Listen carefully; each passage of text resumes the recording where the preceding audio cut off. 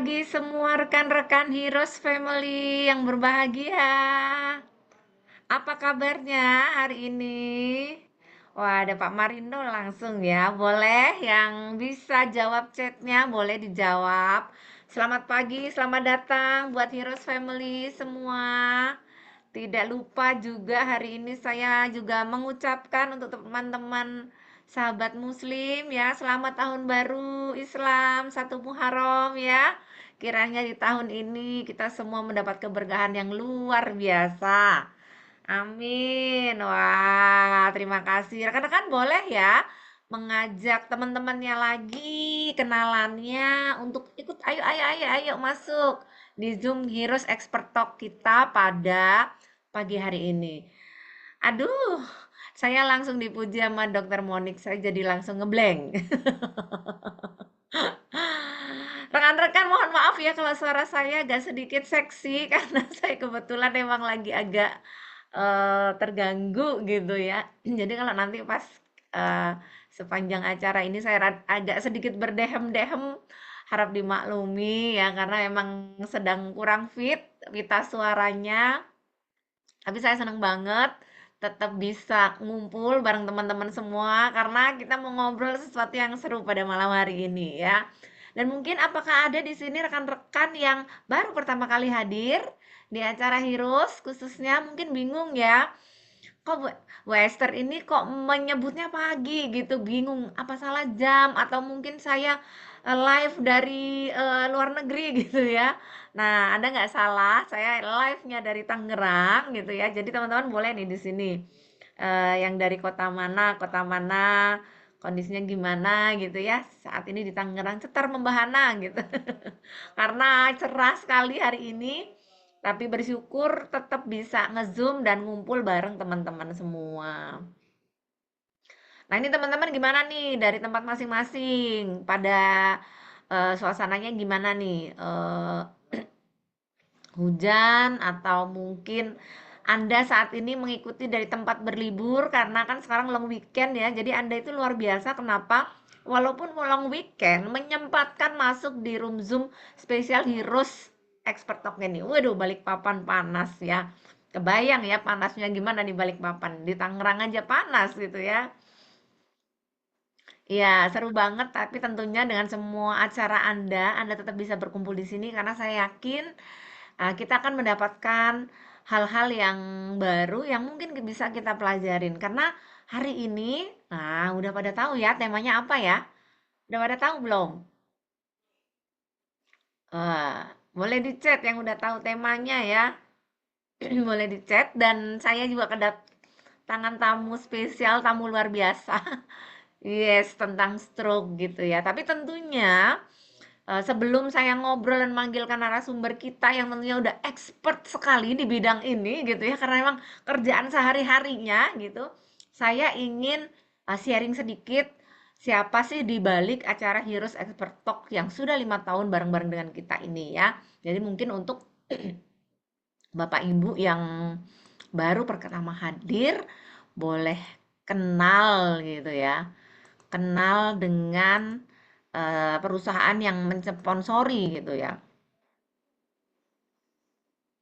Sebentar, ini saya hide dulu. Ya, oke. Jadi saya harap udah bisa muncul. Ya, udah muncul ya teman-teman ya.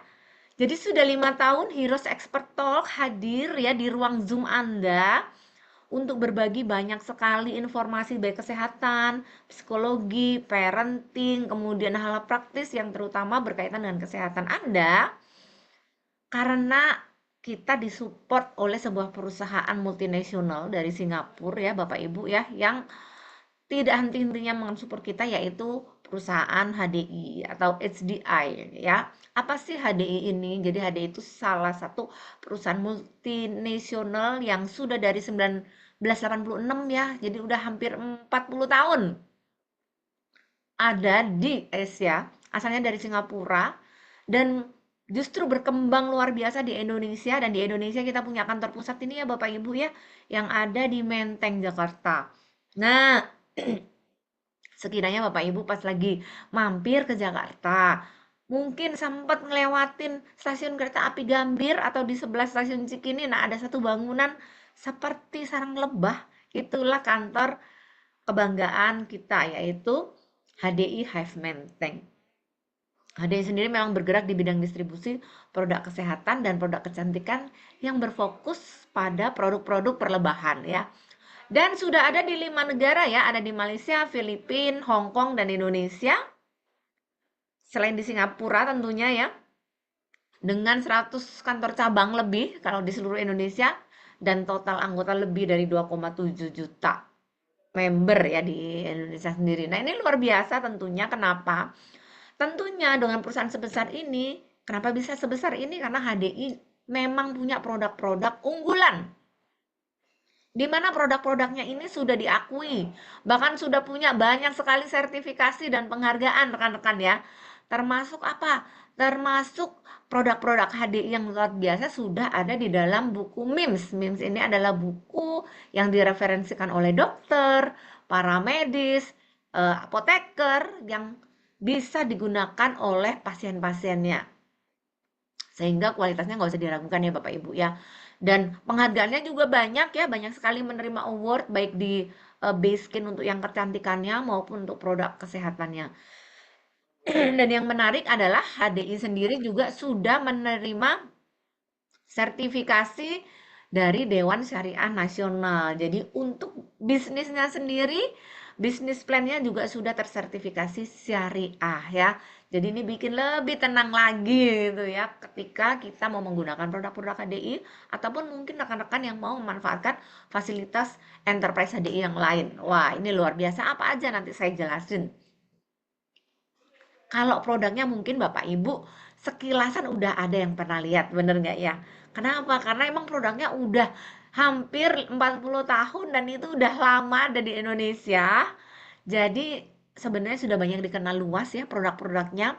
Nah, yang menarik apa sih produk-produk HDI ini? Keunggulannya adalah di develop dengan filosofi ansah, yaitu alami dan ilmiah. Maaf. Bahkan sudah jadi makanan pendamping atlet ya kalau di negara-negara seperti Malaysia, Filipina. Makanan-makanan ini udah jadi pendamping atlet. Ada madunya, ada suplemennya, dan ada better botaniknya.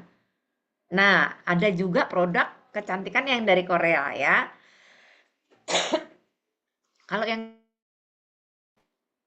kelebihannya nanti kapan-kapan kita ngobrol lagi khusus untuk yang ini karena produk-produknya selain Korea, produk-produk kita juga punya six core antioksidan dan bebas 14 bahan kimia. Sehingga aman untuk ibu hamil dan menyusui. Nah, ini yang luar biasa sebenarnya yang ada di produk-produk HDI. Itu mungkin sekilas company profile atau perusahaan yang mensupport kita luar biasa ya Bapak Ibu ya. Sampai hari ini HDI bisa ada karena perusahaan kita memang punya produk-produk yang luar biasa. Dan malam ini kembali HDI mensupport obrolan seru kita yang akan ditemani oleh seorang dokter. Saya panggil dulu ya. Dokter yang luar biasa. Hai Dokter Roni. Nah, saya spotlight dulu dok. Halo, halo, Ibu Esther. Rekan-rekan hero semua. Wah, Tentunya kalau rekan-rekan baik, Heroes baik. udah nggak asing ya ketemu sama Dokter Roni Setiawan ya. Dokter Roni Setiawan. Aduh nanti saya bacain gelarnya lebih detail ya teman-teman. Tapi malam hari ini Dokter Roni akan sama-sama berbagi tentang kerjaannya Dokter Roni setiap hari ini ya. Ya, Jadi teman-teman berbahagialah ketemu Dokter Roni itu di Zoom-nya Heroes ya. Jangan sampai ketemu Dokter Roni di tempat kerjanya Dokter Roni. Betul. apalagi di Karena operasi. betul. Beliau adalah salah satu dokter spesialis bedah syaraf yang jarang di Indonesia. Dan saya kalau bercanda sama beliau itu, dokter Roni selalu bilang, kalau ketemu saya jangan di tempat kerja saya. Kalau ketemu pas lagi jalan-jalan ya dok ya. Ya, betul. Kalau di tempat kerja di rumah sakit berarti sakit. Oke, tapi mungkin ada Bapak Ibu yang belum kenal dengan Dokter Roni, izinkan saya untuk sharing sedikit mengenai siapa sih Dokter Roni ini gitu ya. Yang tentunya memang sudah expert kalau ngomongin apa? Ngomongin syaraf ya. Nah, ini saya tampilkan dulu CV-nya Dokter Roni Setiawan, spesialis bedah syaraf FINPS. Ya, saya baru tahu nih artinya FINPS itu apa gitu ya. Jadi FINPS itu salah satu gelar untuk dokter tentang nyeri ya. Nah, Fellow of Indonesian Neurosurgical Pain Society. Jadi beliau ada gelar yang jarang didengar mungkin oleh teman-teman. Dan kalau Anda lihat ya, kurikulum vitae-nya ya teman-teman ya, aduh kalau dibacain banyak banget dan saya tuh takut salah baca dok. Takut salah baca. Intinya beliau sudah dari tahun 2000 itu melayani sebagai seorang dokter ya, dari pindah-pindah sampai ke Papua juga ya beliau. Dan saat ini beliau melayani di 3 rumah sakit di Siloam di sekitar Jakarta Selatan ya, ada di Siloam Mampang, Siloam Asri, dan Siloam TBC Matupang. Sebagai, nah kalau dilihat gelarnya tentunya rekan-rekan udah langsung tahu ya beliau itu di poli apa kerjanya gitu ya. Ayo siapa yang tahu kerjanya Dokter Ron itu di poli apa kalau gelarnya SPBS? Siapa yang tahu? Boleh di chat ya. Ya, tahu Ayo, nggak? pada tahu nggak sih SPBS itu apa? Dan saya Ya, banyak orang salah juga kadang-kadang. salahnya apa dok biasanya dok? Banyak dikira saya spesialis saraf. Spesialis bedah saraf ya rekan-rekan ya. Jadi memang yang namanya bedah yang dibedah apanya teman-teman? Baru tahu ternyata, oh saraf bisa dibedah ya. Aduh, pokoknya ini dokter yang paling mengerikan kalau menurut saya ya, karena pembedahannya itu di bagian kepala ya teman-teman ya. Dan bersyukur banget di tengah kesibukan beliau, beliau meluangkan waktu untuk ngobrol, ngobrol santai ya dok ya, hari ini ya kita Ya, ya. Jadi kita itu ngobrol supaya teman-teman juga nggak terlalu stres ngomongin materinya, karena materinya lumayan. Maksudnya kalau kita dengar penyakit ini dok, apa namanya? Kadang orang berpikir ah masih jauh lah kalau kalau dari umur-umur saya gitu. Wah ini. Tapi sebelumnya dok saya pengen tahu sih teman-teman di sini nih. Eh, yang angkatan, ya yang angkatan, yang kelahirannya sekitar sekitar tahun di bawah 2000, tahun 90 ke 2000, siapa? Ada nggak? Aku mau tahu dulu dok. Ini yang hadir hmm. ini nih generasi apa nih? Yang kelahiran tahun 90-an, boleh di chat. Saya 90-an. Ada nggak? Kok nggak ada yang ngechat ya dok ya? Ada yang Saya ngaku. takut. Oh, waduh langsung ini mah langsung jauh ya dok ya. Langsung keluar tahunnya. Kalau saya generasi 80-an. Kita ngomong depannya depannya aja. Ya, 90-an boleh. Boleh. Wah. Ya, Teci berarti seangkatan nih sama aku. Generasi 80-an ya, masih menikmati unyil ya. Yang 90-an itu udah agak beda, udah Sailor Moon biasanya. Kalau 70-an saya nggak tahu tuh tontonannya apa gitu ya. Nah ini Dokter Roni, kalau ngomongin yang kali ini ya, teman-teman kenapa sih stroke itu jadi salah satu topik yang kita angkat kali ini teman-teman? Karena banyak orang berpikir bahwa apalagi kalau untuk anak muda ya sekarang di sini ya, stroke itu ah masih jauh lah dari umur aku yang kelahiran 2000 itu masih berpikir ah itu mah penyakit orang tua, betul ya dok ya kayak gitu. Tapi teman-teman ternyata penyakit stroke ini nggak cuman menyerang orang orang yang usianya lansia loh ternyata. Dan mulai ada yang anak muda ya, pernah aku dengar kasus seperti itu. Nah, ini kan kita cuman baca di medsos ya rekan-rekan ya. Nah, karena sekarang udah ketemu sama yang memang kerjaannya gitu ya, ngurusin stroke setiap hari. Dokter Roni ini kan setiap hari ya, Dok ya. Aduh, ketemunya kan sama yang begitu-begitu ya, Dok ya. Dan masih banyak loh anak muda itu yang masih berpikir begini, Dok. Ah, stroke itu mah penyakitnya orang tua gitu. Tapi sebenarnya ya, Dok ya, berita yang berseliweran tuh loh, Dok. Bener nggak sih anak muda bisa kena stroke, Dok? Ya, jadi memang betul yang dibilang sama Esther tadi, banyak anak-anak muda atau orang muda atau istilah sekarang generasi muda gitu ya, Gen Z gitu ya, itu merasa stroke itu jauh gitu ya, karena ya kan masih muda gitu, masih energik, masih bersemangat, banyak beraktivitas, sehingga memang berasumsi stroke itu bukan ranahnya untuk mereka. Nah, tetapi ya, seperti tema yang diangkat oleh rekan-rekan dari Heroes ini ya, saya sangat setuju bahwa memang sekarang orang usia lebih muda itu, maksudnya di usia yang lebih muda, itu bukan tidak bisa kena stroke, dan ada kena stroke, bahkan kecenderungannya sekarang menjadi lebih sering, lebih banyak kasus orang muda kena stroke Oh ya? gitu. Jadi memang ya, jadi waktu saya dulu di pendidikan dokter umum ya, memang kita taunya stroke itu penyakit orang tua. Ya, memang Hmm, nggak salah dan memang kebanyakan datang orang-orang tua semua gitu. hmm. Tapi sejak saya di Jambi ya, jadi tahun 2010-an ya, 2011 ke atas itu, di sana aja saya juga menemuin beberapa orang kena stroke di bawah 40 tahun.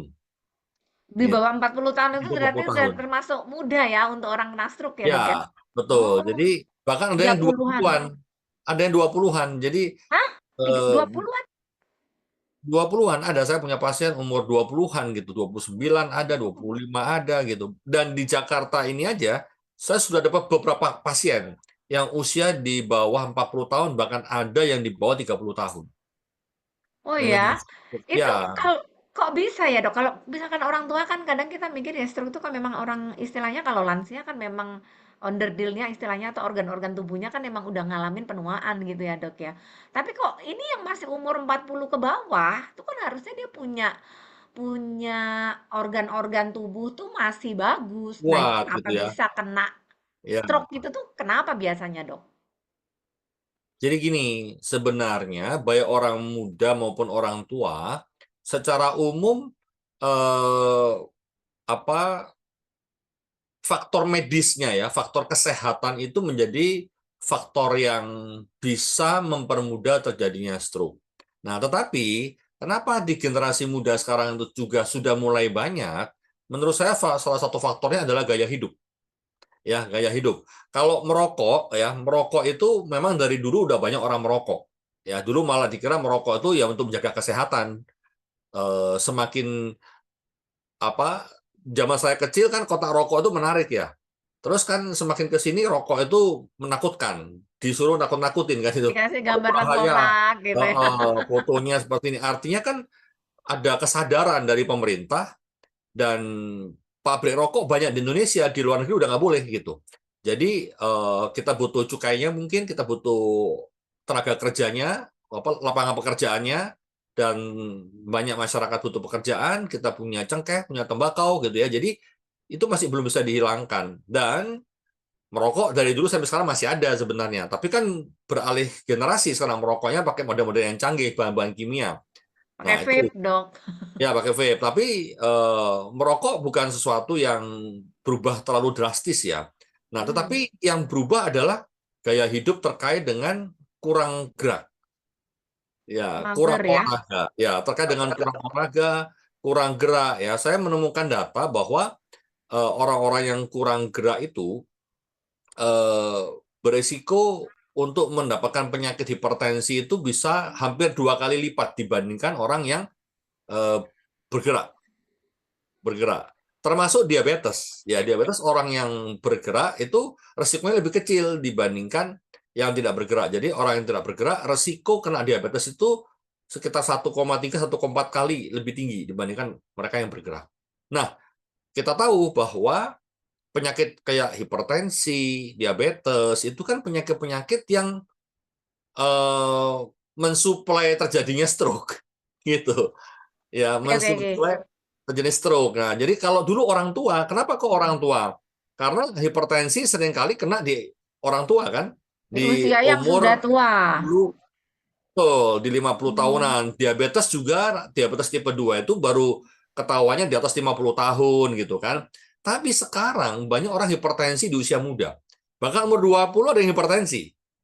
Lalu eh, diabetes juga ada. Kemarin saya ketemu juga pasien eh, diabetes sudah 10 tahun yang lalu, berarti masih 30 tahunan umurnya. Umurnya masih 30 tahunan. Jadi seumuran Esther lah gitu. 10 tahun yang lalu atau 11 tahun yang lalu dia sudah tahu gitu. Dok, Eh dok saya udah 40-an, dok. Udah mau. ya, sekarang orangnya 40 tahunan. Jadi kan sama kayak Oke, Esther kan, 40 oke, tahunan. oke. Tapi dia sudah tahu diabetesnya, kena diabetesnya itu 10 Udah. tahun yang lalu, tahun 2014. Dan itu baru dia mau periksa gitu, diabetesnya 500. Wih, Didi. Dan dia hipertensi. Nah, dia tahu Oh, oke, oke. berat badan dia tahun 2007, jadi itu 7 tahun sebelumnya, berarti kan masih awal 30 tahun. Itu dia 120 kilo. Dari yang tadinya langsing, dia pemain basket, ya bayangkan olahragawan, jadi 120 kilogram. Tinggi badannya sama kayak saya. Oh, Kebayang. jadi sebenarnya dok kalau misal ini ya saya tarik kesimpulannya, kenapa struknya istilahnya sekarang anak muda kena stroke? Karena sebenarnya sekarang udah banyak anak muda yang kena penyakit-penyakit pemicunya stroke gitu ya, dok ya? Betul. Ya, jadi Oh. penyakit pemicu stroke yang dulu itu di usia tua, hipertensi, diabetes itu kenanya atau kolesterol ya di usia 50 tahunan baru sakit itu. Sekarang usia lebih muda, 20 tahunan ada sakit kolesterol gitu, hipertensi, diabetes Hmm. gitu. Tipe 2 loh, bukan tipe 1. Jadi akibat gaya hidup selain kurang gerak apa? Tidak menjaga makanan gitu. Jadi Semuanya dimakan. ya betul, itu juga sama. Terakhir tuh baru kemarin tuh saya ketemu pasiennya itu dia sekarang 90 kilo, ya 94, 95 kilo dari 120 kilo dalam 5 tahun dia menurunkan. 5 tahun menurut saya agak lambat ya untuk sampai seperti itu ya. Dan ternyata yang mengejutkan dia sudah dari 10 tahun yang lalu gula darahnya dia tahu sampai 500. Artinya saat dia umur 30 tahun kan sebenarnya. Dan itu sudah terjadi 7 tahun sebelumnya gitu. Jadi luar biasa itu generasi yang ya sekarang 40 tahunan umurnya sudah banyak yang sakit stroke karena penyakit-penyakit hipertensi dan diabetes kena di usia lebih muda. Kok bisa? Hmm. Karena gaya hidupnya. Ini faktor gaya hidup ini menentukan. Jadi termasuk dia kurang gerak ya, itu benar Hmm. kurang gerak, dia hanya kerja kantoran. Ya kan terus dari pagi sampai Duduk. malam ya duduk, lalu makan semua tersedia di kantor, semua masuk mulut ya, lalu stres kan, stresnya tinggi, tekanan tinggi ya. Berarti kalau di Jakarta itu kerjanya bisa pagi sampai malam ya. Pagi itu maksudnya kena macet di jalan kan udah kerja sebenarnya itu. Betul, betul. Nyusahin gitu kan, macet pulang juga kena macet. Rata-rata orang kena macet sehari bisa 4 sampai 5 jam. Nah, jadi betapa rutinitas seperti itu, stres yang tinggi, beban kerja yang tinggi, ya berbagai permasalahan-permasalahan yang ada, itu membuat kenapa muncul hipertensi lebih mudah, muncul Hmm. diabetes lebih mudah. Nah, jadi faktor gaya hidup ini yang menurut banyak ahli sekarang menjadi penentu untuk orang-orang bisa kena stroke di usia lebih muda, Oke, gitu. oke, oke. Tapi memang sih dok, apa istilahnya ya, kemajuan teknologi dan kondisi ya. Kondisi masa kini itu tuh membuat ya kayak sekarang lah ya dengan teknologi yang macam-macam ini kan memang manusia jadi sedikit bergerak lah. Kayak zaman dulu waktu tahun 90-an saya sekolah itu masih ngalamin jalan kaki tiap hari ke sekolahan gitu kan. Sehingga sampai Ya, SMA itu namanya jalan tuh udah nggak usah dipaksa, udah pasti jalan. Kemana-mana ya. juga udah naik turun tangga, kerjain semua pakai tangan. Tapi kan sekarang udah nggak, tinggal klik klik Sekarang klik klik ojek betul. dateng gitu ya. Sekarang istilahnya generasi rebahan kan, generasi malas Betul, gerak betul. atau mager. Jadi dari tempat kalau dulu kita kalau mau beli sesuatu harus meninggalkan kamar, Betul, betul. meninggalkan rumah gitu. Mau Sekarang bakso mesti jalan dulu tuh jalan ke dulu blok mau sebelah. betul mau belanja sesuatu dia harus meninggalkan, harus keluar gitu. Dulu Hmm. ada lelucon begini ya, zaman dulu ya orang tua kita itu marah-marah, anaknya nggak pulang-pulang. Sekarang kebalik, ya. Ngomel-ngomel, kenapa anaknya nggak keluar-keluar? Anaknya nggak keluar-keluar kamar, betul. Kok nggak keluar, kok nggak main di luar gitu ya, malah disuruh Coba, pergi dari ini rumah. rekan-rekan Heroes ada yang sudah ngalamin gitu belum? Ya, ada yang sudah ngalamin generasi muda yang lebih baik di rumah nggak mau keluar. Ya, Sudah dulu dong, anak kita dong. iya dulu kita dimain di luar disuruh pulang. Ini Oh, udah maghrib, pulang, pulang, pulang gitu. mamanya juga sampai teriak-teriak ya, tawa sekampung ya teman-teman yang ngalamin nggak sih diteriakin Ya, sama emak gitu diteriakin. kita main karena di mana? Ya, Kalau dulu anak sekarang udah ya nggak dulu kemana-mana, banyak bener-bener. banyak bergerak dari sampai remaja ya, dewasa ya, pemuda itu banyak bergerak. Sekarang rata-rata mereka sudah terbiasa sejak usia sekolah tidak banyak bergerak gitu. Hmm. Apalagi kemarin waktu COVID itu kan luar Ya, biasa ya. mau Eh, nggak mau didiem ya nah, di rumah ya dok ya. pembelajaran jarak jauhnya itu mulai dimunculkan dan sampai sekarang juga masih ada sekolah-sekolah yang Dan hybrid ya. dan memang akhirnya itu manusia bisa bersosialisasi tanpa bergerak zaman sekarang ya Betul, dok ya. Kalau dulu betul. kita nggak bergerak, kita nggak bersosialisasi. Kalau kita nggak Betul keluar dan jangan rumah, salah nggak punya begini. temen. Ya, dan ada faktor lagi sebenarnya bahwa semakin kemajuan industri yang sedemikian maju, penemuan-penemuan sedemikian maju, mereka bisa membuat makanan-makanan yang cocok dengan selera Oh, I gitu. see. Jadi Makannya enak ya dok. makanan-makanan yang cocok ya, jadi sudah cepat ditemukan seperti racikannya untuk yang sesuai dengan selera. Gitu kan sudah teknologi udah maju, jadi dia menemukan racikannya, tetapi rata-rata itu tinggi natrium, tinggi garam. Bener. Nah, tinggi garam ini sebenarnya kan mencetuskan hipertensi. Orang hipertensi kan harus menghindari garam.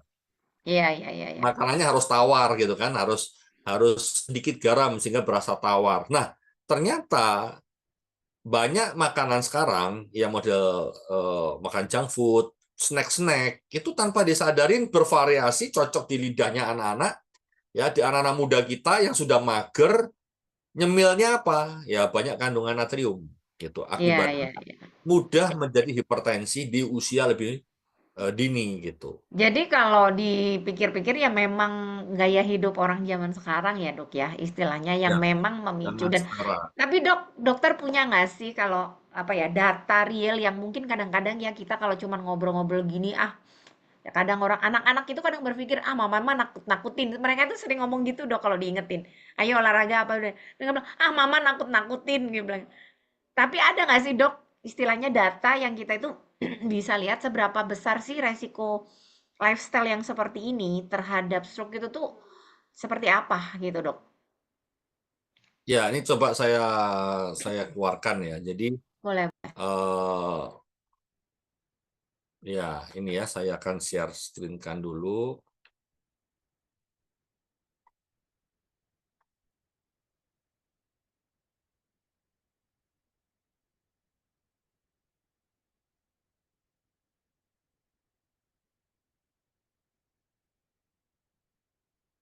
Udah keluar ya.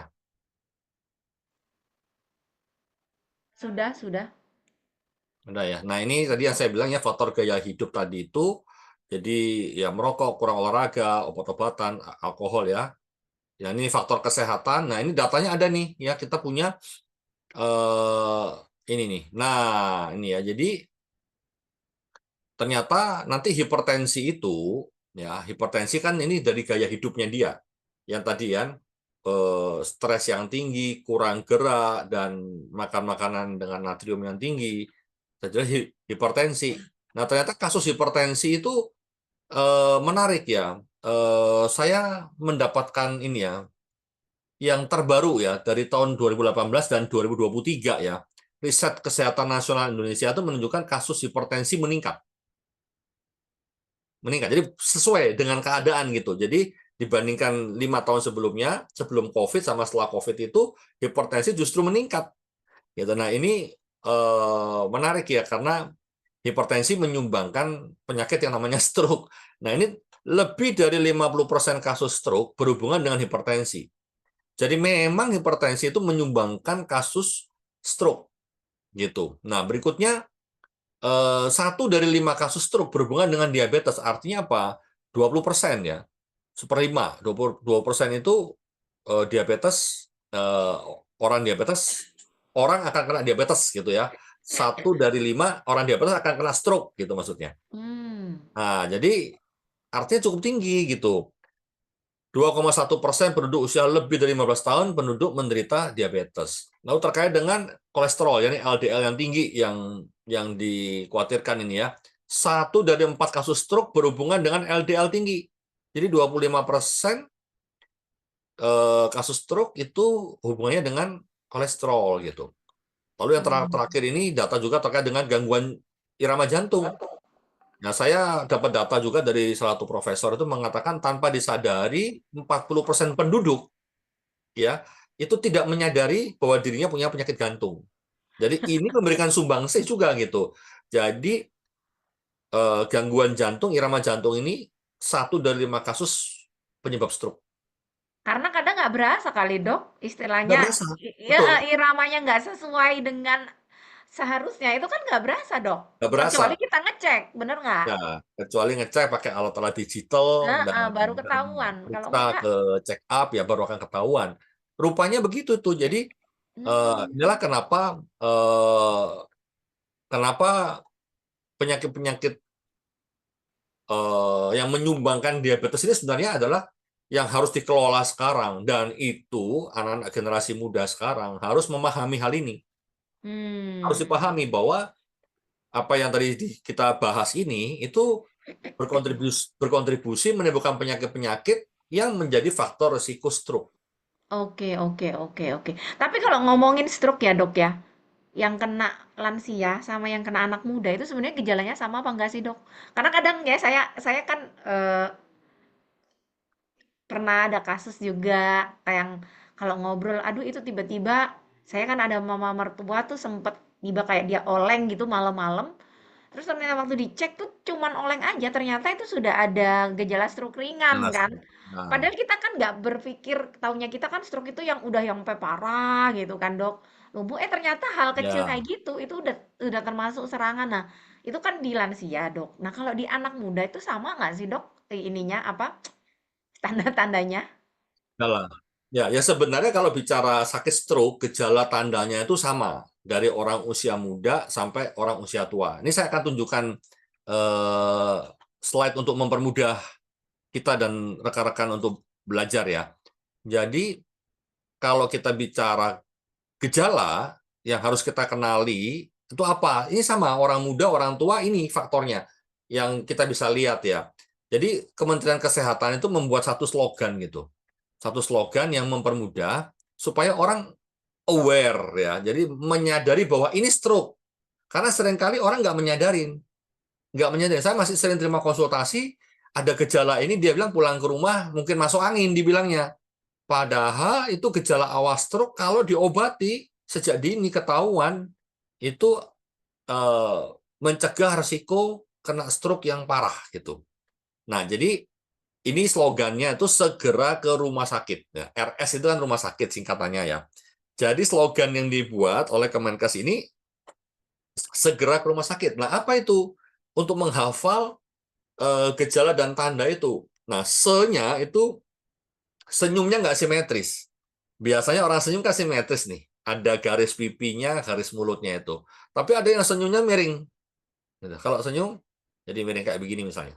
Jadi orang lain menyadari, cuma dia merasa kok air liurku jadi keluar separuh gitu ya, netes gitu. Netes di satu sisi.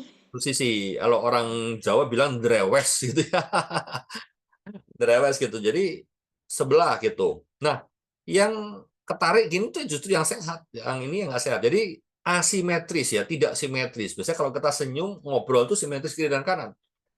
Nah, jadi gejala tidak simetris, senyum tidak simetris, atau mencong ya, orang bilang pipi menceng gitu ya, atau mencong, sulit menelan air minum secara tiba-tiba mendadak gitu. Kok menceng ya gitu. Bangun tidur menceng atau lagi setir mobil kok kayak terus menceng gitu.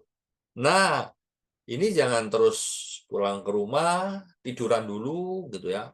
Ini adalah gejala yang mesti diwaspadai. Jadi senyum nggak simetris, segera ke rumah sakit. Gitu ya. Yang G-nya apa? G-nya tuh gerak separuh anggota tubuh melemah tiba-tiba. Jadi sesisi. Bisa Lemes, lemes sesisi. Bisa tapi tangan separuh. paruh. Oh. Kanan saja atau kiri saja ya. Tangan kanan, kaki kanan, atau salah satu. Keduanya atau salah satu bisa. Gitu. Nah, itu yang membuat tadi tuh kayak orang oleng. Ya. Oh, Kayak yang jadi seolah-olah yang kasusnya dia mama tuh mertua saya ya. itu ya, dia jatuh Nah, karena separuh lemes ya mungkin, paruh jadi lemes. nggak Jadi nyadar. betul kejadiannya seringkali bangun tidur jatuh. Sebenarnya bangun tidur dia baik, tapi karena lemes sebelah, dia mau berdiri nggak bisa, gitu. Makanya jatuh gitu. Atau di kamar mandi yang beberapa kali kejadian lagi duduk di kloset, mau berdiri jatuh gitu. Dan dia merasa kok nggak berasa kakinya gitu, kok aneh, makanya berdiri gitu. Dikiranya kan duduk kelamaan. Berdiri malah dia jatuh gitu. Nah, itu sebenarnya gerak. Ya, memang ada nanti tipikal stroke yang kena ke otak kecil, yaitu vertigo, Bro. Vertigo sebenarnya. Nah, tapi yang jelas kalau gerak separuh anggota tubuh ini melemah tiba-tiba, kita harus segera ke rumah sakit. Nah, Hmm. ranya apa? Bicara. Ya tadi senyum, gerak, bicara. Bicara jadi pelo tiba-tiba. Jadi kayak orang cadel, susah mau ngomong, menyampaikan itu jadi nggak jelas. Biasanya ngomong jelas, tapi kok tiba-tiba jadi kita yang mendengar itu jadi kamu ngomong apa gitu. Yang ngomong juga kok aku jadi berat untuk ngomong. Nah, hati-hati. Karena apa? Bicara pelo yang tiba-tiba sulit bicara atau nggak bisa dimengerti kata-katanya atau bahkan nggak nyambung, bisa jadi itu gejala stroke. Jadi ayo segera ke rumah sakit gitu. Nah, ke-nya apa? Kebas. Kebas itu kayak baal mati rasa. Ini yang Jadi sering nih, saya sering dapat. Ini ya, kok aku tiba-tiba kebas atau kesemutan ya dok ya? betul, memang ada banyak atau penyakit yang umum adalah Nah, diabetes. Itu oh memberikan oke. kesemutan ya, tapi itu Heeh. kan di kiri kanan sama-sama. Ini biasanya Oh, kenanya sesisi gitu. hmm, Tetap separuh badan ya kenanya apa di sisi kanan, apa di sisi kiri, di tungkai, tangan gitu ya. Jadi ada wajah gitu. Jadi itu kebas atau baal kesemutan separuh tubuh. Jadi kalau kenanya separuh, pokoknya itu mesti hati-hati gitu.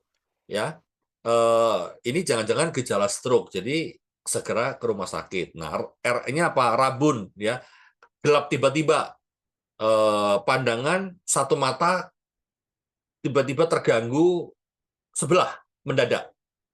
Ya, hati-hati gitu. Ini kok ada biasanya dia lihat ada hitam-hitam gitu. Jadi kalau ditutup sebelah mata, loh hitam separuh gitu. Tutup lagi kok gelap separuh gitu. Jadi itu yang hati-hati, itu stroke di bagian otak, bagian penglihatan. Nah, S-nya terakhir adalah sakit kepala hebat yang muncul tiba-tiba yang tidak pernah dirasakan sebelumnya, termasuk gangguan keseimbangan terasa berputar, tadi saya bilang vertigo ya, dan eh, sempoyongan gitu. Nah, sakit kepala hebat ini juga bisa jenis stroke yang pecah pembuluh darah. Ya, jadi stroke yang hmm, karena pendarahan gitu ya, pecah pembuluh darah itu kejadiannya mendadak. Jadi sakit kepala mendadak yang sangat hebat dan belum pernah dirasakan sebelumnya. Nah, itu hati-hati. Seringkali disertai dengan muntah-muntah dan orangnya susah diajak berkomunikasi karena sakit kepala terlalu hebat. Jadi kalau ada gejala-gejala ini, senyum yang tidak simetris, gerak separuh anggota tubuh, bicara pelo, kebas, rabun, gangguan penglihatan, dan sakit kepala hebat, maka ingat segera ke rumah sakit. Kenapa? Karena ini adalah suatu tanda yang harus dipastikan Anda kena serangan stroke atau tidak. Nah, pertanyaannya, apakah saya harus ke rumah sakit? Kan gitu nanti kan? hmm. Iya, karena untuk dipastikan. Lebih baik dipastikan dan bukan daripada Dari Pak. kemudian kita menganggap bukan ternyata iya. Nah, betul. Karena sebenarnya dok kalau masih awal ringan sebenarnya masih bisa diobatin ya dok ya? Ya, sebenarnya kita berpacu dengan waktu. Nah, Oh, jadi oke. sekarang di Indonesia, terutama di Jakarta, jadi bersyukurlah yang di Jakarta, karena banyak rumah sakit sudah bisa, kalau di rumah sakit saya sudah menjadi satu standar. Kita bisa melakukan intervensi kalau koridor waktunya itu mencukupi gitu. Jadi kenapa kok mesti segera ke rumah sakit? Karena sebenarnya penanganan stroke itu ada batas waktunya. Kalau orang dulu memang kita nggak bisa, ya nggak bisa ngapa-ngapain. Kalau udah kena stroke ya udahlah, terima Terima terima nasib. nasibnya saja gitu loh. Nah, tapi sejak tahun 2010 ya saya belajar di Jepang itu 2014 itu masih belum banyak orang belajar bagaimana penanganan penyumbatan di otak begitu. Nah, saya sudah belajar itu 2014, jadi 11 tahun yang lalu ya. Itu di Indonesia belum banyak waktu itu yang mempelajari bidang itu gitu. Nah, jadi sebelum tahun itu ya terima saja kalau kena stroke. Tapi setelah saya rasa 2010 ke atas ya, 2015 itu apalagi sekarang di Jakarta udah banyak rumah sakit yang bisa ya dalam koridor waktu 6 jam itu melakukan intervensi untuk menolong eh, memberikan obat-obatan supaya bahkan ada tindakan endovaskuler ya. Kalau bedah saraf ini bagiannya untuk pembedahannya gitu kan. Kalau dokter saraf nanti kasih obat untuk menghancurkan. Kalau nggak bisa dihancurkan, baru dokter bedah saraf akan ambil bekuannya gitu. Nah, ini ada koridor waktunya. Jadi kenapa jangan berlama-lama di rumah? Begitu ada gejala, ke rumah sakit memastikan kalau betul, maka lebih baik ada penanganan. Kalau salah, maksud salah itu, oh bukan, Anda baik-baik saja, ya pulang.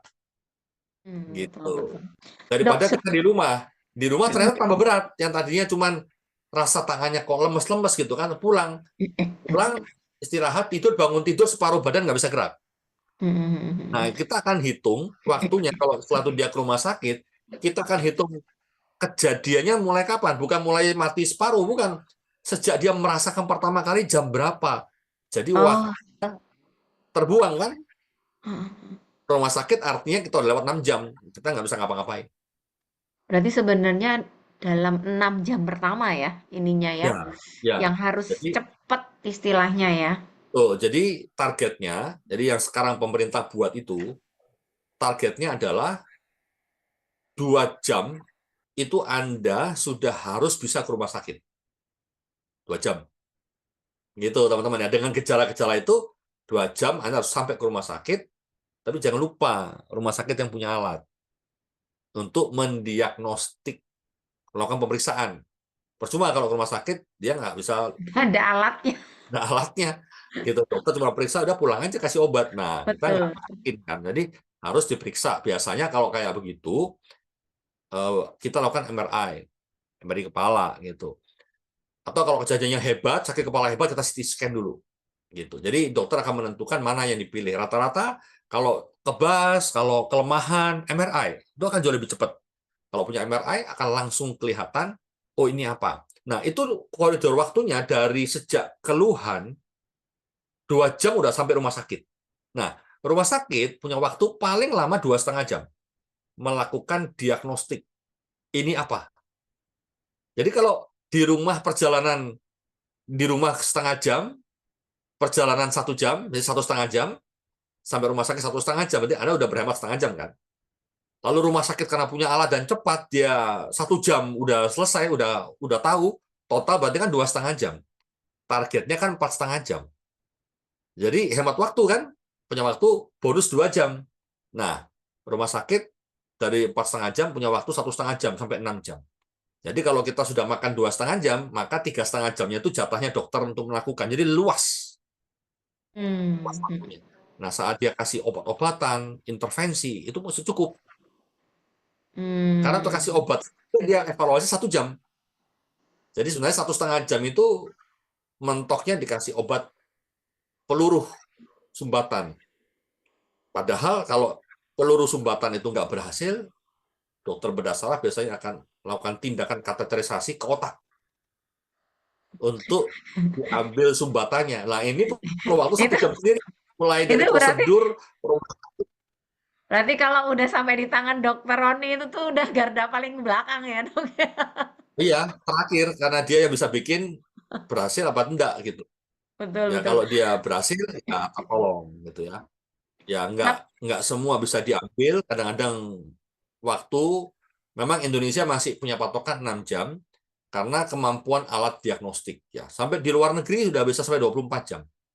Nah, di Indonesia Hmm. beberapa berani melakukan sampai 24 jam, tetapi tentu dengan perhitungan yang tidak begitu firm gitu ya. Kalau di luar negeri udah pasti ini Oke. alatnya periksa kita tahu oke ini bisa dikerjakan 24 jam. Nah, kalau di Indonesia kita masih target di 6 jam harus sudah ada tindakan dan 6 sampai 8 jam itu kita masih ragu karena Oke. hasilnya tidak begitu baik karena yang tadinya penyumbatan bisa muncul yang namanya pendarahan Aduh, jadi rembet. gitu. Oke, aduh seru banget ngobrolnya. Teman-teman, kalau rekan-rekan ada yang mau nanya gitu ya, boleh ketik di kolom chat ya, Dok ya. Ini saya jadi ingat belum nawarin rekan-rekan kalau mungkin ada yang bertanya kepada Dokter Roni. Saking saya terus pesona sama penjelasannya itu, Dok. Ternyata se-urgent itu ya untuk segera menangani stroke. Tapi kalau boleh tahu sih, Dok, kalau misalkan nih ya, nggak ketolong lah istilahnya. Parahnya itu ya, Dok, ya, sampai kayak apa sih orang sakit stroke itu gitu kan. Kalau saya pernah ada tahu kan ada yang sampai bisa apa bisa sampai nggak gerak istilahnya ya udah di tempat tidur itu sampai bertahun-tahun itu sampai kayak gitu tuh yang paling parah ya, Dok ya. Ya, jadi sebenarnya untuk di Indonesia itu agak sedikit berbeda dengan di dunia Hmm. angkanya. Kalau di dunia, penyebab kematian nomor satu adalah serangan jantung. Stroke penyebab kematian nomor dua. Tapi untuk Indonesia, stroke adalah penyebab kematian nomor satu, jantung nomor dua. Nah, total jantung dan stroke total 30%, 33%. Jadi, Oh, satu dari tiga orang yang meninggal, satu karena dari dua tiga, penyakit. itu kalau nggak stroke ya jantung, gitu. Oke, oke, oke. Nah, satu dari tiga itu kalau nggak stroke ya jantung gitu. Nah, eh, ya kalau pada mereka yang paling Ya. berat ya Mm-mm. memang meninggal ya. Tetapi begini, kalau orang sakit jantung ya rata-rata kan memang begitu serangan nggak ketolong dia meninggal. Rata-rata kebanyakan seperti itu. Atau tertolong dia bisa selamat dan kembali normal. Ya kalaupun ada gangguan tuh gangguan di jantungnya aja gitu. Nah tapi yang kalau stroke ini agak agak nggak enak gitu buat pasien dan buat keluarganya. Kenapa? Karena stroke sampai hari ini adalah penyakit penyebab kecacatan nomor satu. Oke, Nah, jadi itu kalau tidak meninggal maka kan cacat permanen ya, cacat. Dok ya. Ya, cacat. Cacatnya itu cukup waktu yang lama untuk kembali nggak bisa 100%. Artinya tetap cacat. Nanti ada dua kategori. Biasanya kalau saya menilai ada dua kategori. Dia orang yang cacat atau gangguan fungsi, tapi bisa mandiri atau tidak bisa mandiri. Kalau dia tidak bisa mandiri, kita bilangnya itu poor, jelek kualitas hidupnya. Tapi kalau dia Hmm. bisa mandiri, ya kategorinya bagus kualitas hidupnya. Ya kan kalau dia bergantung sama orang lain, pasti stres, dia Mhm, mhm, punya mhm. penyakit, ya nggak bisa tertangani dengan baik karena dia bergantung sama orang lain. Mmm, Gitu. Nah, jadi kenapa stroke ini perlu kewaspadaan dan kehati-hatian dibandingkan penyakit jantung. Kalau ya bahasa orang Jawa bilang kalau kena sakit jantung, sak dek sak nyet gitu ya. Kena det langsung hilang berangkat gitu. langsung gitu ya, Ya, betul. berangkat Kaget-kaget atau tapi ya udah. betul atau dia ditolong berhasil gitu. Jadi dampaknya yang sampai koma atau apa tuh sedikit sekali gitu. Beda Mmm, dengan kasus stroke. Kematian tinggi dan kecacatannya tinggi. Artinya dia nggak meninggal, tapi hidupnya masih jadi cacat. kualitas hidupnya ya yang Ya, jadi poor tadi ya? ya. Nah, sekarang kalau dia tinggal di ICU sampai 2 minggu, sehari bisa 20 juta, kalikan 2 minggu, berarti itu uang dari mana gitu kan? Nah, Mhm. jadi ekonomi keluarga terganggu. Kemudian setelah dari rumah sakit pulang ke rumah, harus dirawat, dijaga.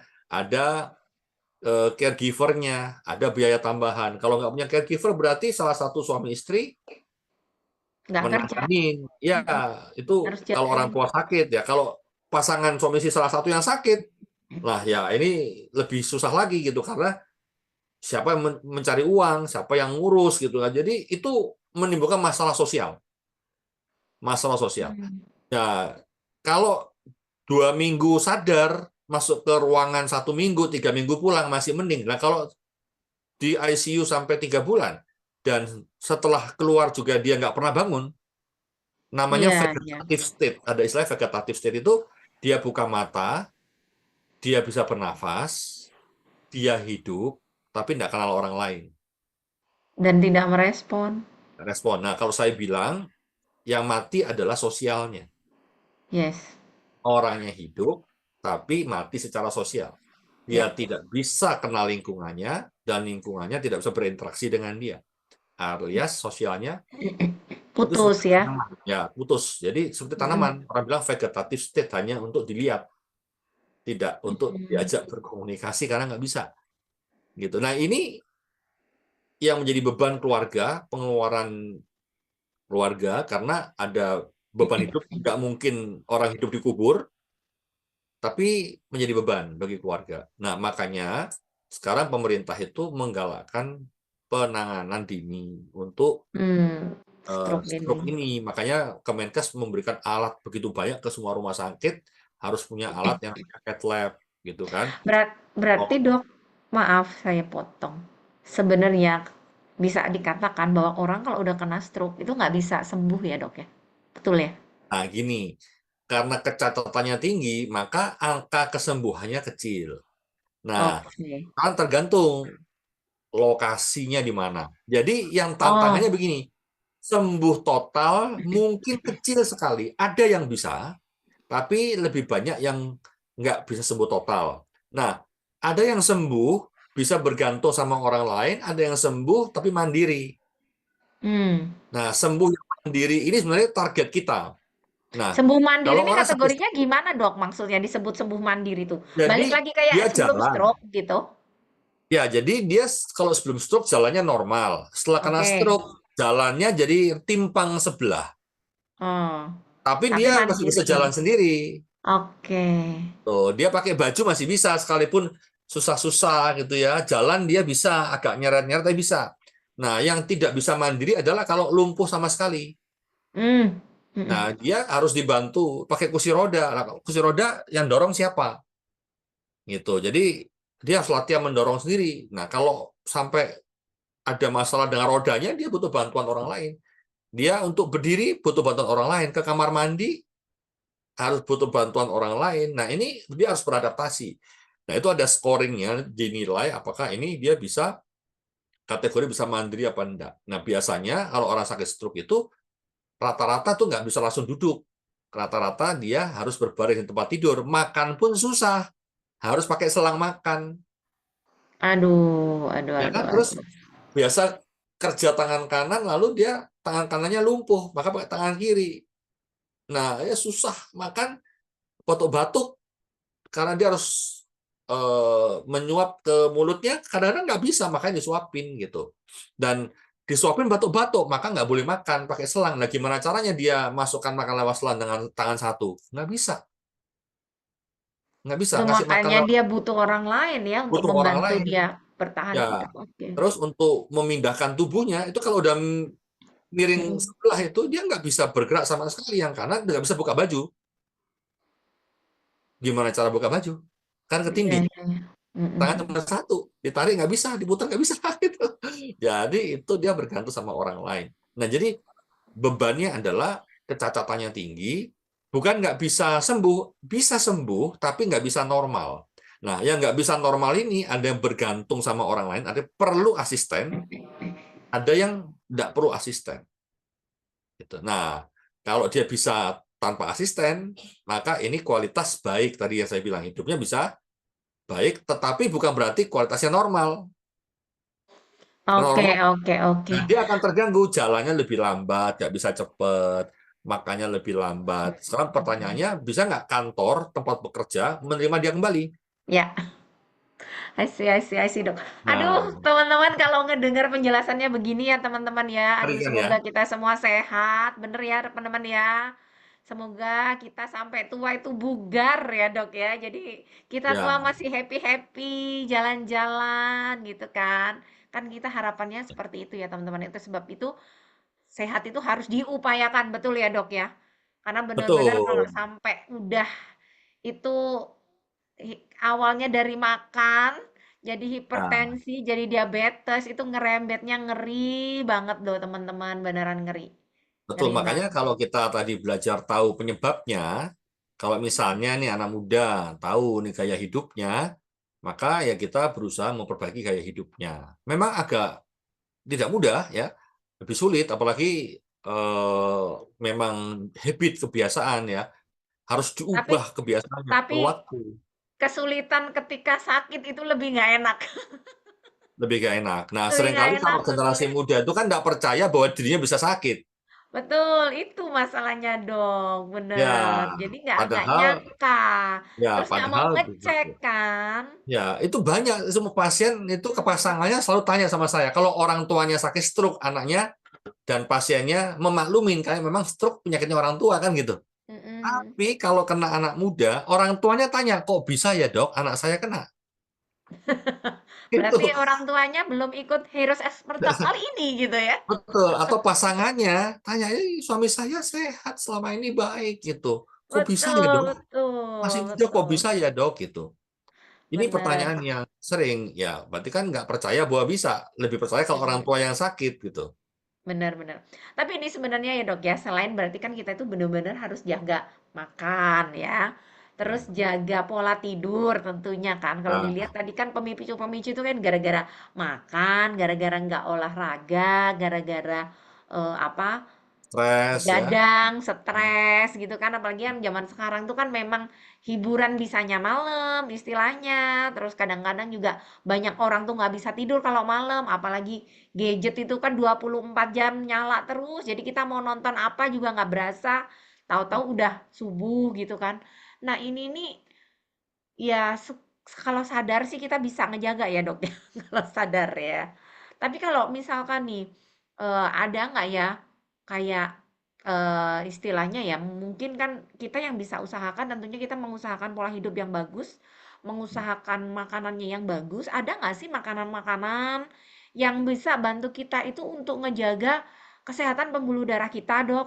Karena itu kan kalau saya lihat kan penyebab stroke itu sebenarnya kan pembuluh darah yang di otaknya tuh yang Ya, kalau nggak pecah, ya. kalau nggak ada gumpalan Benar. yang Ya, menyumbat, betul ya dok ya? Gitu betul. kan? Yang bikin mampet itu salah satu saluran pembuluh darahnya. Nah ada nggak sih nutrisi atau makanan yang kita itu bisa upayain kalau memang kita itu harus hidupnya begitu nih dok? Kagak sempet olahraga, kerjaan harus ada shift malam misalkan kayak gitu gitu ya. Nah itu tuh ada nggak sih yang kita bisa upayakan yang itu tuh bisa ngejaga kesehatan syaraf kita, kesehatan pembuluh darah kita, supaya ya minimal tuh diminimalisir lah dok, kayak gitu gimana tuh dok? Ada Ya, nggak itu kayak gitu? pertanyaan yang bagus sih. Banyak pasien juga bertanya, gimana ya dok, masa nggak bekerja? Ya kan, Mm-mm, tuntutan pekerjaan dan sebagainya. Nah, setidaknya apa yang bisa membackup atau meringankan dan nggak tambah-tambahin jadi berat gitu kan? Maksudnya kan seperti mm-mm. itu tuh. Memang yang paling bisa dikendalikan adalah makanan. Karena Hmm, kalau waktu olahraga itu juga kayak rumit juga ya, karena pagi-pagi udah harus berangkat, jam 5 udah harus jalan, setengah 5 pulang-pulang sampai rumah jam 10 malam. Terus olahraganya kapan? Tidurnya kapan? Bahkan ada yang pulang jam 12 malam, pagi jam 4 sudah harus siap-siap lagi. Nah, saya juga bingung ya, kalau gini gimana olahraganya dok? Ya, bingung juga saya jawabnya. Di kantor bisa nggak kan gitu? Jadinya kan, jadi susah. Nah, tapi yang bisa diatur adalah apa yang kita makan. Itu lebih mudah diatur karena selalu kita punya jam makan pagi, makan siang, makan malam. Kan nggak mungkin sedemikian kerja parah, tapi makanan nggak bisa, sampai nggak bisa makan sama sekali kan nggak mungkin gitu ya. Selalu ada jam untuk makan, ada jam istirahat makan pagi, makan siang, makan malam, selalu ada upaya. Nah, jadi bagaimana kita mencegah hal-hal tadi? Makanan apa yang perlu kita konsumsi supaya nggak nambah-nambahin hipertensi atau malah bisa menurunkan gitu misalnya, menstabilkan. Nah, jadi hindari makan garam misalnya. Itu yang bisa kita upayakan. Jangan kebanyakan makan garam gitu. Yang suka asin-asin, ayo dikurangin. Yang suka snack-snack, coba dilihat natriumnya berapa. Gitu. Itu perlu dipantau gitu ya. Nah, eh, berikutnya yang saya tahu misalnya kita mengkonsumsi madu misalnya dari hadi kan ada madu clover tuh. Itu membantu menstabilkan tekanan darah. Nah, itu makanan-makanan yang bisa dikonsumsi sebenarnya. Atau yang lain misalnya terkait pembuluh darah, kesehatan pembuluh darah itu perlu ada antioksidan. Bisa semua yang buah-buahan yang berry-berryan itu kan termasuk yang antioksidan cukup tinggi tuh. Seperti itu. Nah, itu juga bisa dipergunakan. Tapi bisa juga kalau di HDI itu ada yang namanya propolis misalnya. Itu kan antioksidan yang cukup tinggi juga. Itu bisa dipakai juga. Kenapa? Karena dia menjaga kesehatan pembuluh darah. Termasuk kalau misalnya kita harus menjaga menurunkan kolesterol gimana? Ya kita menjaga makanan jangan setiap hari makanan berlemak. Seperti itu. Atau yang suka manis gitu ya, yang suka minumnya pagi Sprite, siang Coca-Cola, malam Fanta. Tengah malam soda gembira gitu. Luar biasa ya. Ya, nah itu kalau Diabetes sehari level masih 10 kata anak saya. kalau sehari masih mending lah. Kalau dari Senin sampai Senin begitu kan tadi itu yang saya cerita, gula darah bisa 500. Itu banyak orang udah kelayangan ya. Ini 500 Iya, iya, iya. masih baik-baik saja. Cek kalau 500 ya udah dirawat aja, dokternya yang takut gitu. Ya tahu-tahu Pasiennya dia biasa aja. betul, dia masih bandel karena merasa baik-baik saja karena masih muda, stroke orang tua gitu kan. 2023 pasien yang tadi yang baru saja dia berobat itu, jadi 9 tahun setelah dia menyadarin baru kena stroke. Itu susah jalan. Sekarang dari pemain basket yang lincah, sekarang jalan pakai tongkat. Jadi itu Aduh. kan berat ya sebenarnya. Jadi kita bisa menjaga apa pola makan kita. Pola makan kita bisa pilih. Ya, itu kan kebijakan kita. Mau pilih Mm. makan apa. Ini ada makanan snack. Ya bolehlah sesekali ya. Tapi jangan terus sepanjang hari makannya snack yang asin-asin misalnya. Lalu makan yang manis-manis sepanjang hari dari pagi sampai malam ya. Itu ya jangan. Ya, itu dijaga gitu. Karena apa? Mungkin 1 tahun Anda oke gitu karena masih sehat, masih muda gitu kan. Tapi tanpa terasa 1 tahun membentuk habit, kebiasaan. Nah, itu berjalan akhirnya 2 tahun. Tanpa sadar udah 5 tahun, tahun ke-6 Anda diabetes. Mengubah 5 tahun yang udah dikerjakan setiap hari, lalu tiba-tiba untuk tidak dilakukan itu nggak mudah. Gitu. Makanya perlu memang kemauan yang besar ya untuk jaga makanan, yang paling mudah kita lakukan. Ya, saya tahu juga itu tidak mudah ya buat kita semua, apalagi di generasi yang sekarang ya, banyak opsi, banyak tawaran ya, banyak yang menggiurkan. Jadi kalau istilahnya itu mata melihat langsung mau gitu. Ya lapar mata. Jadi itu jadinya ya cukup mengkhawatirkan. Ini ada pertanyaan ini. Iya, Eh, nanti mungkin dokter sambil baca ya pertanyaannya. Tapi rekan-rekan ini seru banget obrolannya. Kenapa? Ya itu tadi ya, karena memang fatal akibatnya. Jadi bagus sekali kalau kita itu memang bisa mencegah itu jauh lebih bagus tentunya ya ya dok ya. masih kita Nah, percaya bahwa mencegah lebih baik daripada mengobati dan lebih murah mencegah itu dok ya bener ya. iya. Aduh, Jadi saya kita sebenarnya sama-sama bersyukur loh. berupaya. Betul, ada di Heroes ini. Kenapa? Karena kita itu bisa ngobrolin tentang kesehatan. Anda bayangkan kalau mungkin nggak di Heroes, saya juga nggak akan sampai memikirkan ternyata stroke itu bisa separah itu gitu ya. Karena kalau kita nggak sakit kan kita nggak ke rumah sakit teman-teman. Terus kapan kita ketemu sama dokter ngobrolin kayak gitu ya. Sehingga kewaspadaan kita jauh lebih meningkat ya ketika kita itu ikutin Heroes Expert Talk ini loh. Makanya saya senang sekali ada acara ini dari dulu ya. Minimal untuk jaga kesehatan sendiri. Nah, tapi rekan-rekan, ini di sini saya ingin infokan ya sambil menunggu Dokter Roni nanti sambil baca-baca pertanyaan-pertanyaannya dan mempersiapkan apa yang mau dijawab juga gitu ya teman-teman ya. Rekan-rekan di sini di Heroes ada hal yang baru sebenarnya yang terus kita sosialisasikan sama teman-teman. Mungkin di sini ada yang ikutan Heroes Expert Talk ini belum pernah kenal HDI atau belum punya akun di HDI, belum punya membernya HDI. Nah, Anda boleh langsung chat untuk menghubungi rekan-rekan yang mengundang Anda karena kita ada program spesial yang mulai bulan Juni ini diterapkan di HDI dan ini luar biasa. Kenapa luar biasa? Karena ada banyak banget benefitnya gitu ya rekan-rekan ya. Jadi di HDI itu sekarang kita bisa jadi as customer aja sebagai seorang konsumen HDI saja atau disebutnya member, be a member. Jadi ketika Anda suka produk-produk HDI dan Anda mau beli produk HDI apapun itu, nggak harus banyak gitu ya. Anda punya benefit-benefit ini. Nah, apalagi kalau Anda yang belum bikin member HDI ini ada benefit loh teman-teman. Untuk newbie atau yang baru join gitu ya, Anda punya Nektar. Nah, Nektar itu apa sih? Nektar itu cashback voucher total belanja. Jadi setiap kita beli HDI, kita akan dapat Nektar kayak poin gitu ya teman-teman ya. Kalau misal di Shopee, Tokopedia atau GoPay, itu kan setiap belanja celing Anda dapat 53 GoPay poin. Nah, gitu ya kira-kira ya. Nah, di HD setiap kita belanja celing, Anda dapat Nektar, sebutannya Nektar. Nah, ketika kita belanja, HDI memberikan 5% nektarnya masuk ke akun Anda. Tapi kalau Anda baru join member gitu ya, Anda bikin akun, ketika pembelanjaan pertama Anda dapat tambahan nektar 5%. Sehingga di pembelanjaan pertama Anda dapat nektarnya 10% ya. Jadi manfaatin ini. Nanti di pembelian kedua kita akan dapat nektarnya 5% ya. Di setiap pembelian kita akan dapat nektar. Kemudian Anda juga dapat subsidi pengiriman ke alamat yang Anda tuju sampai 30.000 ya teman-teman ya. Untuk pembelanjaan minimal 500.000 setiap bulannya. Jadi ketika Anda punya akun, Anda punya voucher pengiriman satu kali. Dan setiap bulan ulang tahun Anda dapat hadiah nektar juga sebesar 5% dari pembelanjaan Anda maksimal 50.000. Itu di luar nektar regulernya ya yang 5% tadi. Dan setiap B atau member Anda bisa dapetin nektar lagi teman-teman. Caranya gimana?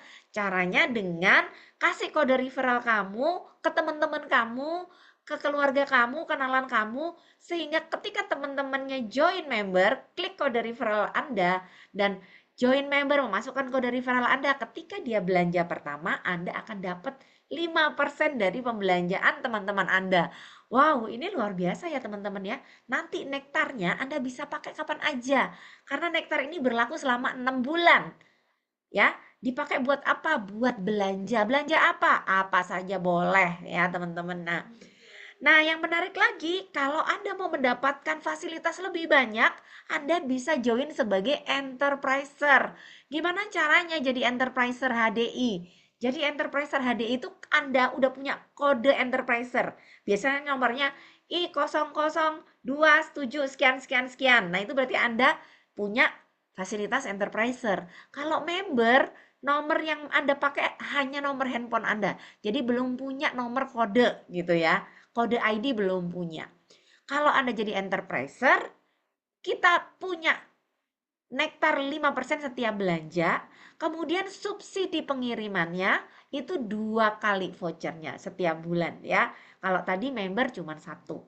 Dan setiap bulan ulang tahun teman-teman, setiap bulan bulan ulang tahun itu 5%-nya hadiahnya sampai 150.000 ya. Jadi kalau enterpriser jauh lebih banyak. Dan kalau enterpriser ketika kita mengenalkan kode referral kita ke teman, kita dikasihnya bukan nektar tapi dikasihnya cuan gitu ya. Cuannya sampai 25% dari BV belanja rekan-rekan Anda itu akan masuk ke rekening Anda. Wah, itu cuannya dipakai apa? Cuannya bisa dipakai buat beli HD lagi, bisa. Dipakai buat beli tas baru, bisa. Dipakai buat uang sekolah anak, bisa.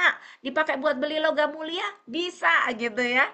Jadi terserah Anda mau pakai apa. Kemudian Anda juga bisa mendapatkan rekognisi dan tambahan cash award atau bonus sampai 1 miliar.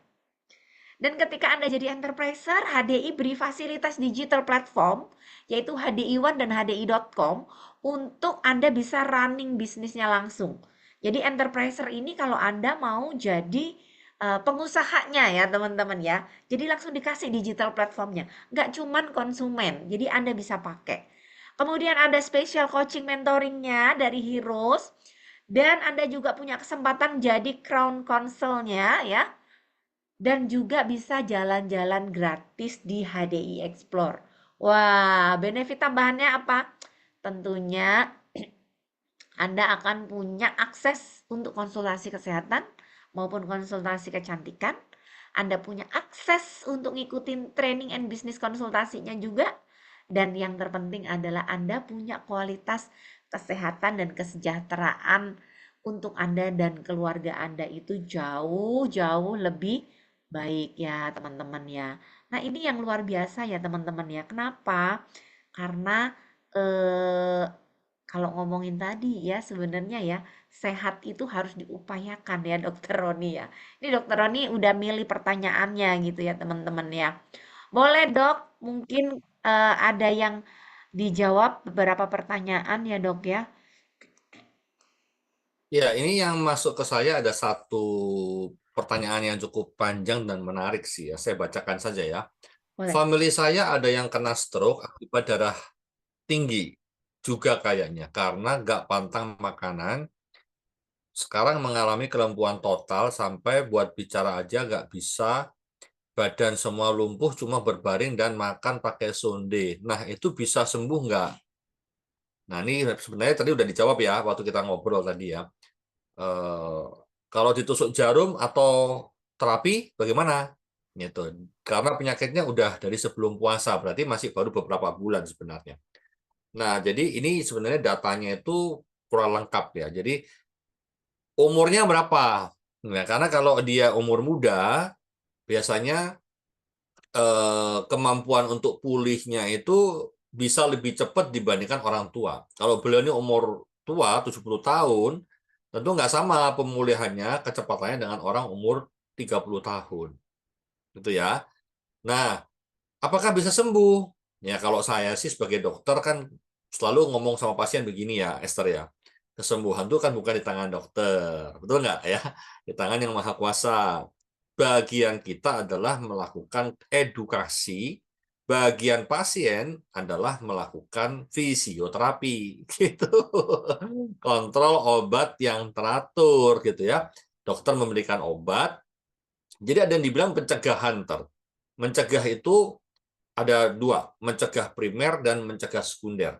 Mencegah primer adalah mencegah dari faktor-faktor kesehatan yang tadi, gitu. Nah, mencegah sekunder itu bagaimana supaya tidak kena serangan lagi, gitu.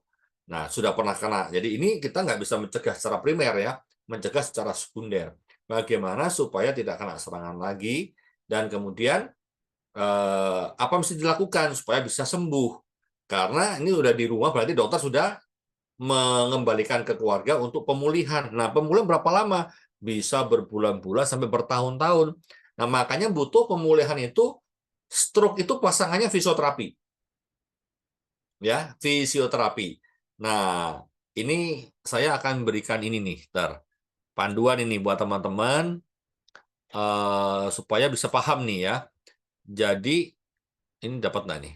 Nah, ini ya. Nah, jadi kalau mencegah stroke itu ini cerdik, pakai rumus cerdik kata Kemenkes. Cerdiknya apa? Cek kesehatan secara rutin. Enyahkan asap rokok. R-nya rajin aktivitas, diet seimbang, istirahat cukup dan kelola stres. Jadi cerdik itu singkatan dari itu. Nah, berikutnya mereka juga punya namanya patuh ya. Patuh itu periksa kesehatan secara rutin. A-nya adalah atasi penyakit dengan pengobatan yang tepat. T-nya adalah tetap aktivitas fisik dengan aman. U-nya upayakan diet sehat dan gizi seimbang, hanya hindari asap rokok. Nah, jadi penting beliau yang sudah sakit bukan berarti tidak bisa kena serangan stroke loh. Bisa kena serangan stroke lagi. Jadi mesti berhati-hati. Nah, sekarang tadi ada pertanyaan ini. Boleh nggak kalau kayak tusuk jarum atau apa? Oh, boleh-boleh aja karena tusuk jarum itu kan membantu ya untuk eh, memulihkan diri ya, boleh dilakukan ya. Jadi jangan lupa tadi ya, cerdik dan patuhnya jangan lupa supaya nggak kena serangan stroke berulang. Nah, yang udah terjadi ini ditanganin. Fisioterapi itu menjadi satu langkah yang penting untuk memulihkan. Tusuk jarum boleh, boleh gitu ya. Jadi kalau penyakit udah dari sebelum puasa nih 10 tahun yang lalu juga sebelum puasa sebenarnya ya. Jadi maksudnya sebelum puasa ini apakah bulan Januari, Februari, Maret atau gimana? Tapi kalau ini masih baru beberapa bulan, Mhm. sebenarnya kandidat yang lebih baik untuk bisa memulihkan diri. Memang pulihnya nggak bisa 100%, tapi kalau dia bisa pulih 50%, kan lumayan gitu ya. Jadi memang nggak bisa langsung 1 minggu, 1 bulan itu seperti normal, nggak bisa. Bahkan kalaupun sembuh mungkin nggak bisa juga sampai 90%, belum tentu, tergantung titik beratnya.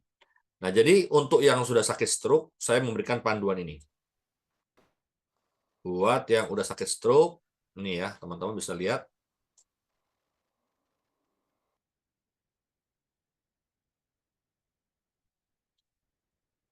Bentar ya. Dan ini ada pertanyaan juga, Dok, kalau misal sudah stroke, produk HD itu bisa bantu nggak, Dok? Gitu. Produk HDI bisa bantu atau tidak ada ya, sebentar ya, saya akan Ya, ini nggak dulu. apa-apa. Oke, jadi kalau stroke, maka rumusnya ingat stroke gitu ya. Ingat stroke. S-nya apa? Segera terapi. Jadi terapi ini berarti mengkonsumsi obat-obatan secara rutin dan teratur dan rehabilitasi otak. Ya, jadi fisioterapi itu membantu pemulihan otak ya. Kadang-kadang kalau saya menganggap fisioterapi itu begini bukan cuma sekedar orang lain menggerakkan tangan. Seringkali kan ada fisioterapi cuma 1 jam sehari. Ya, itu sayang sekali. Ya, sayang sekali kalau cuma 1 jam sehari, ya kapan sembuhnya? Kalau saya terus terang agak galak tuh. Kalau saya bilang mau sembuh enggak, kita aja satu, satu hari 8 jam tidur, 16 jam gerak. Nah, kalau orang sakit, masa cuma 1 jam gerak, 23 jam tidur? Kan mau pulih gitu. Harusnya yang 16 jam gerak, 8 jam tidur. Tapi kan karena baru stroke nggak bisa gerak 16 jam. Maka saya bilang coba naikkan bertahap sampai 8 jam sehari aja dulu. Fisioterapinya ya 8 jam sehari. Habis kerjaannya dia kan nggak ada apa-apa. Paling tampil mandi, makan, nonton TV itu paling cuma 2-3 jam. Jadi dia bisa bergerak sekitar 11 jam. 8 jamnya itu adalah melakukan fisioterapi. Melatih tangannya bergerak. Nah, yang penting adalah otak memberikan perintah. Kan yang sakit di otak. Orang stroke itu tangannya lumpuh, tapi tangannya normal.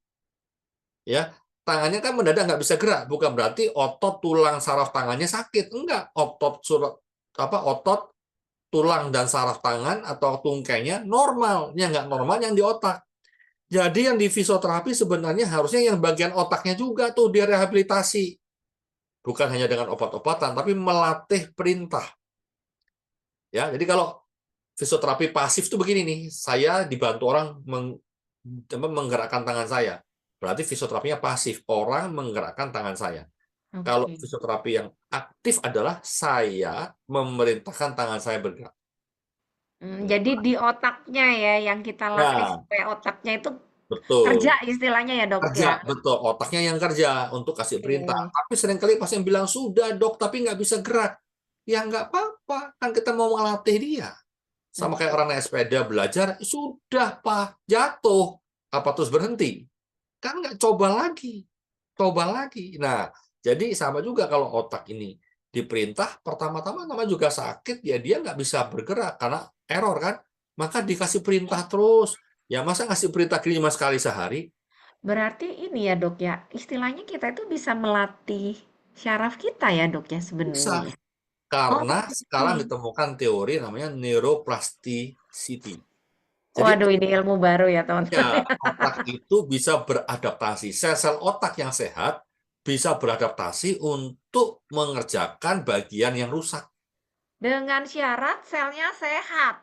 Selnya sehat. Jadi kan misalnya yang Oke. rusak bagian titik di sini, Heeh, sekelilingnya ini kan sehat tuh. Nah, yang betul. sehat itu yang harus dilatih. Supaya mengerjakan kerjaannya yang rusak Mengerjakan itu. yang sakit itu, yang mati I tadi. see. Itu Ap hebat. Otak tuh mhm. hebat. Sekarang ditemukan namanya teori neuroplasticity. Jadi sel otak yang sehat bisa beradaptasi, berperan menggantikan fungsi sel yang sakit itu tadi. Oke, berarti Dok, Asal kalau mati. begitu, nih sel yang sehat itu nggak bisa dikasih makan biasa aja dong, benar nggak Dok? Betul, harus ada Fungsinya, nutrisi kan? nutrisinya itu harus bagus berarti Betul. untuk dia bisa Betul. Karena dia sebenarnya kan udah punya tugas, tapi dia itu harus ngerjain tugas temennya yang sakit Betul. ini. Artinya dia Iya, double job, betul nggak, Dok? iya, dia Jadi memang berperan, dia kondisi punya peran selnya. ganda, betul. Hmm, Dia mengambil peran. Nah, ini memang sel otaknya, ya itu tadi kenapa pencegahan sekundernya jangan lupa tadi kan, tetap harus hmm, ngobatin gitu supaya tidak kena hmm, serangan hmm, stroke lagi, gitu kan? hmm, Itu hmm, jangan hmm. dilupakan gitu. Lalu, ya kan tadi ada aturannya apa yang cerdik dan patuh itu kan upayakan diet yang seimbang gitu kan. Jadi Hmm. ada diet yang seimbang. Kenapa? Karena memberikan nutrisi untuk latihan. Nah, stroke itu bagiannya rehabilitasi otak. Oke. Tangannya itu tangannya sehat, tungkainya sehat. Yang rusak Tapi otak. otaknya yang ngasih perintah, yang Iya, nggak jadi gerak ya, Dok orang ya. sering salah yang direhabilitasi tangannya. Lah ngapain tangan Digerak-gerakin rehabilitasi? sama Iya. susternya Nah, gitu tapi ya. memang betul tangan yang nggak digerakkan sendinya ini kaku kan. Betul, betul, betul. Dia nggak Mm, bisa. Nah, tetap harus di fisioterapi untuk dia apa lemes iya, dan lemes. Mm. ya dan masa ototnya supaya nggak tambah kecil. Itu tapi untuk fungsi motorik harus otaknya yang dilatih gitu ya. Sel sehatnya harus dilatih. Kalau sel sehat nggak pernah dilatih ya dia nggak pernah bisa menggantikan. Dan pengamatan saya nih ya, kalau dalam 6 bulan pertama kita keras melakukan, maka dia cepat respon. Makanya sebenarnya pasien stroke itu kalau dia fisioterapinya rutin, dia itu masih bisa aktivitas istilahnya mandiri ya, walaupun mungkin nggak bisa sempurna seperti ketika belum sakit ya, Dok ya. Betul. Tapi Jadi ini ada kenapa? perkembangannya ya sebenarnya bisa Ya, bisa mandiri lah istilahnya. Targetnya betul. Itu sebenarnya kan mandiri ya, Dok ya? pemulihan kan. Pemulihan Heeh, itu heeh. mulai dari 0 sampai 100. Mhm, Ya kan, nol ini nggak bisa gerak sama sekali. Ya kan mhm, dilatih, dilatih terus secepat-cepatnya 6 bulan pertama itu mhm. harus dikejar terus. 6 bulan sampai 2 tahun itu tuh dikejar terus. Kalau ini terlambat 2 tahun nggak ngapa-ngapain, hampir dipastikan lewat 2 tahun tuh sulit bisa bergerak normal. Oke. Gitu. Tapi kalau dia 2 tahun pertama dia terus mengerjakan ini, maka rehabilitasi otak. Mhm, Gimana mhm. caranya? Perintah, perintah. Dia aktif otaknya. Mmm, Diperintah lagi. Dia terus, dok ini nggak bisa gerak, tapi perintah lagi. Perintahnya ya, kalau saya disuruh berapa kali dok, ya sesering mungkin lah. mmm, Akan gerak, memang nggak bisa gerak, perintahin aja terus untuk bergerak. Gitu. Lalu ini dikendalikan faktor risiko dan emosi. emosi, Nah, mhm. faktor risiko, tadi itu yang dibilang kan, bahwa jangan sampai udah tahu Hipertensinya, diabetes, diabetesnya ya. hipertensi, itu nggak dikendalikan ya sama juga bohong. Nah, Iya, lalu iya, emosi. iya. Nah, seringkali pasien stroke ini memang depresi, Iya, iya, depresi. Ya, karena pasti istilahnya kan kayak kepercayaan dirinya juga kena ya, Dok, ya. betul. Ya, Psikologisnya kan pasti kena, Dok, biasanya betul. aktif, terus tiba-tiba nggak bisa ngapa-ngapain. Apalagi kalau dia Ya, yang tipikal orang yang aslinya itu nggak bisa diem. Wah, itu ya. tuh. Ya, jadi Oke. kalaupun produk HDI, ingat ya, produk HDI atau makanan-makanan yang bermanfaat itu sifatnya memberikan nutrisi, tidak melakukan fisioterapi. Artinya bukan berarti kalau saya makan produk HDI lalu fisioterapi sendiri otaknya kan nggak mungkin. Tetap harus dilatih ya, Ya, teman-teman harus ya. harus dilatih. Jadi memang Mhm. latihan butuh nutrisi. Nah, itulah kita lengkapi dengan nutrisi yang baik, gitu kan? Yang baik Oke. termasuk jangan dikontaminasi dengan yang nggak baik, gitu kan? Oke, oke, oke. Wow, luar biasa ya rekan-rekan. Setuju nggak sih sama saya obrolan kita pada pagi hari ini? Ini keren banget. Saya sendiri dapat hal-hal istilahnya apa ya? Insight-insight baru, ilmu-ilmu baru gitu ya. Ternyata tuh bisa begitu gitu ya. Dan Iya, banyak sekali yang kita mungkin nggak pernah sadar, kita nggak pikirin, ternyata itu dampaknya besar loh buat kesehatan otak kita nih khususnya ya. Dari makanan, dari gaya hidup, dari kebiasaan kita tidur gitu ya. Dan buat kita semua yang masih muda, kita nganggapnya semua masih muda dok, kita masih 30 iya, plus plus. Jangan nunggu tua ya buat peduli kesehatan gitu ya. Kenapa? Karena justru ketika muda inilah kita punya kesempatan ngejaganya. Dan stroke itu bisa dicegah loh teman-teman. Semuanya dimulai dari pilihan gaya hidup kita, pilihan makanan kita, pilihan activity kita. Dan thank you banget Dokter Roni Setiawan yang sudah mau meluangkan waktunya dan ya. berbagi ilmunya. Wah, Buat kita sama ini semua. juga ada teman-teman yang memberikan testimoni nih, Arthur, Iya. ya, Mbak Ririn juga. Wah ya, aduh Ya, banyak ya. Ini saya mesti screenshot, screenshot ini dok. Aduh bagus sekali soalnya nih. Waduh.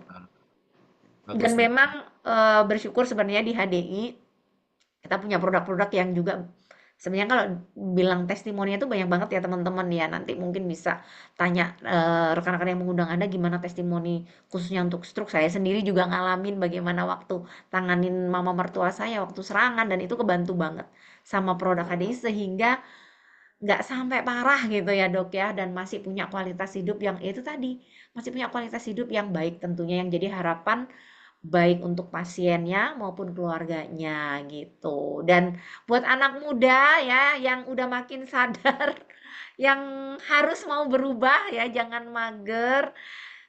Ya, Kita yang juga masih ya, merokok, yang yang masih masih merokok, merokok, Tar, ya minta tolong, ya kita sadar.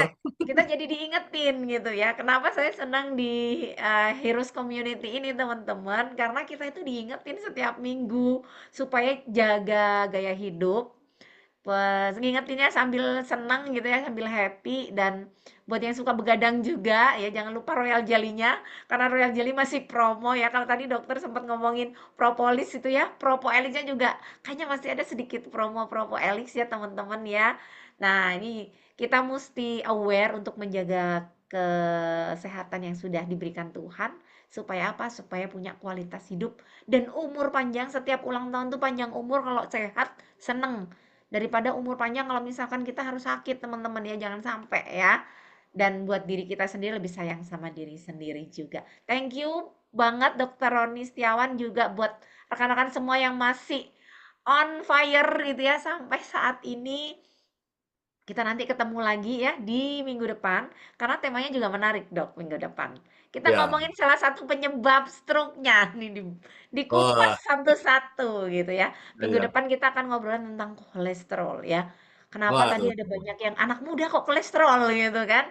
Nah minggu depan kita akan obrolin itu. Jadi teman-teman pastikan ikut Heroes Expert Talk hari Rebo ya kalau minggu depan dan undang banyak teman-teman untuk ikut Heroes Expert Talk minggu depan. Thank you semuanya. terima kasih Selamat Esther, rekan-rekan pagi. semua.